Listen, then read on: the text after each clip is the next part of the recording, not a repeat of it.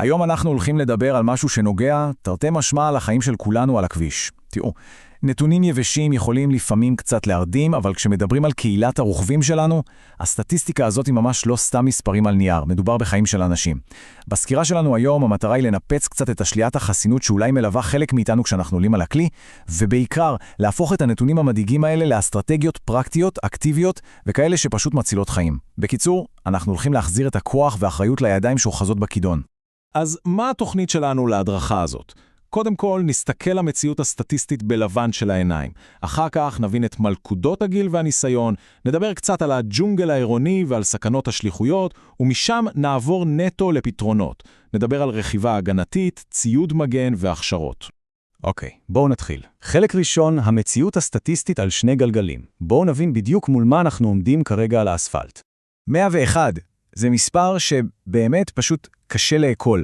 שנת 2025 הסתיימה עם רף מצמרר של 101 הרוגים מקרב רוכבי הדו-גלגלי. תחשבו על זה רגע. כל יחידה בסטטיסטיקה הזאת היא עולם ומלואו.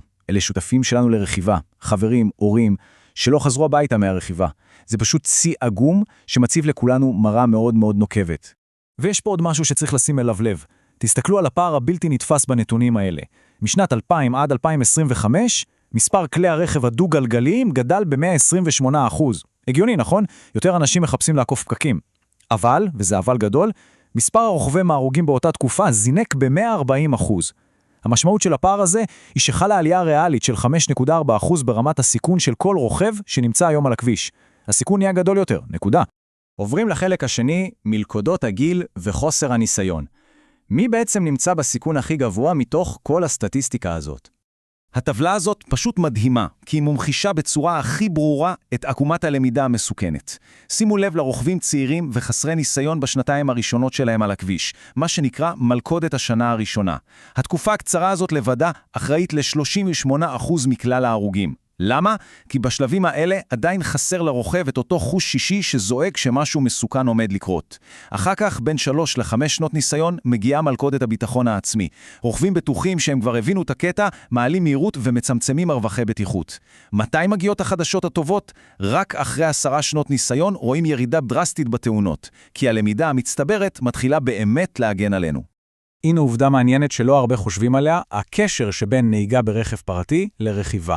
הנתונים מוכיחים שרוכבים שהחזיקו קודם רישיון לרכב מעורבים בהרבה פחות תאונות מאשר חבר'ה צעירים שקפצו ישר על קטנוע. למה זה קורה?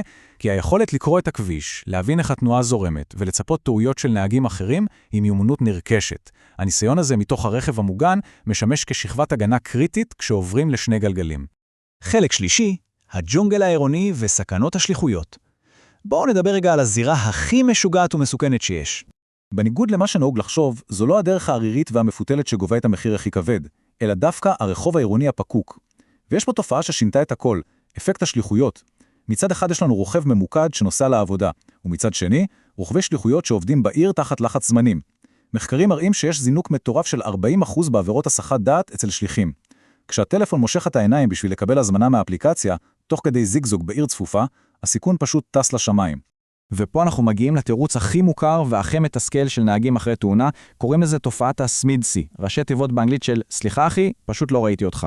תראו, נהגים באמת מסתכלים לצדדים, אבל המוח שלהם פשוט לא מקודד את זה שמגיע האופנוע מהיר וצר. התוצאה, בערך 75% מהתאונות בין רכב לאופנוע, נהג הרכב הוא זה שאשם כי הוא פשוט חתך את הרוכב ולא נתן זכות קדימה. אם צריך לשים אצבע על המקום הכי מסוכן בעיר, זה הצומת. הצומת העירוני הוא לא סתם נקודת מפגש, הוא תכלס שדה מוקשים. תחשבו על זה. נהגים מסמסמים, מאבדים סבלנות, מנסים לגנוב את הרמזור הצהוב ברגע האחרון. כל חצי הצומת כזאת היא סכנה מוחשית. ובמפגש בין 1.5 טון של מתכת לבין רוכב עם קסדה, אנחנו כבר יודעים מי יפגע יותר. אז איך מתמודדים עם כל הטירוף הזה? חלק רביעי, רכיבה הגנתית וניהול שטחים מתים. הגענו לחלק של הפתרונות. אי אפשר לסמוך רק על חוקי התנועה, פשוט אי אפשר. צריך לקחת פיקוד ולאמץ רכיבה הגנתית. כשמתקרבים לצומת יש 3 כללי זהב. קודם כל, מורידים מהירות. כן, אפילו אם הרמזור ירוק לחלוטין. שנית, מרימים את המבט. מבט מקדים זה קריטי. צריך לחפש קשר עין עם הנהגים סביבנו כדי לוודא שהם קלטו אותנו. ודבר שלישי, וזה אולי הכי חשוב, לבלוע את האגו. רכב סוטה לכם לנתיב, שחררו, תוותרו. עזבו אתכם ממי צודק ולמי יש זכות קדימה. מול מכונית, הניצחון היחיד הוא להישאר שלמים. הנה האנלוגיה שאני ממש אוהב שתעזור לכם להבין את זה. תחשבו על שטחים מתים של מכוניות כעל גלימת ההיעלמות. ברגע שנכנסתם לזווית העיוורת של הנהג, פופ, נעלמתם. הוא לא רואה אתכם. לכן הסוד כאן הוא ניהול אקטיבי של המרחב. אתם חייבים לייצר בועת בטיחות או מרחב בטיחות גדול ככל האפשר סביבכם, לא להישאר תקועים בשטחים מתים ולדאוג כל הזמן ששאר הנהגים רואים אתכם בבירור. הגענו לחלק החמישי והאחרון. אחריות אישית, מיגון והכשרה מתקדמת.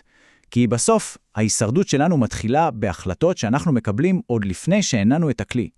בואו נודה באמת, שיעורי הנהיגה הבסיסיים מלמדים אותנו לעבור טסט, אבל הם ממש לא מכינים אותנו לאספלט הבלתי סלחני של היום. לכן, לעבור קורס רכיבה מתקדמת זה פשוט הכרח. זה יכול להיות ההבדל בין חיים למוות. שם לומדים איך לבצע בלימות חירום נכונות בלי להחליק, איך לסגל את אותו מבט מקדים שקורא את התנועה מראש, ואיך להבין את הדינמיקה של האופנוע במצבי קיצון, ואיך הוא מתנהג בשבריר השנייה הזה כשצריך להתחמק ממכשול. ואני לא יכול לסיים בלי להיות נחרץ לגבי הדבר הזה. ציוד המיגון. חבר'ה, ציוד מיגון מלא ומוסמך הוא לא איזה אקססורי, והוא לא המלצה שעושים לה טובה בחורף. זו תעודת ביטוח החיים היחידה שיש לכם על הכביש. כשרוכבים בעיר עם כל הסכנה להחלקות, כתמי שמן או פגיעות פתאומיות, הקסדה המלאה, המעיל הממוגן והכפפות הם הדבר היחיד, פשוטו כמשמעו, שמפריד בין שפשוף מעצבן לפציעה קשה שיכולה להרוס חיים. אל תוותרו על זה בשום מצב. אני רוצה שנסיים עם משפט אחד שחשוב שכולנו ניקח הלאה. הירידה מדי פעם במספר התאונות היא שברירית מאוד, ויכולה להתהפך ברגע אחד של חוסר תשומת לב. ההצלחה האמיתית של כל רכיבה נמדדת רק בדבר אחד, ביכולת שלנו להגיע הביתה, להוריד את הקסדה בבטחה ולנשום לרווחה. האחריות האישית הזאת נמצאת בידיים שלנו. בפעם הבאה שאתם יוצאים לכביש, תשאלו את עצמכם, האם המטרה שלי להיות צודק או להיות חכם ולהישאר בחיים? רכיבה פתוחה לכולם.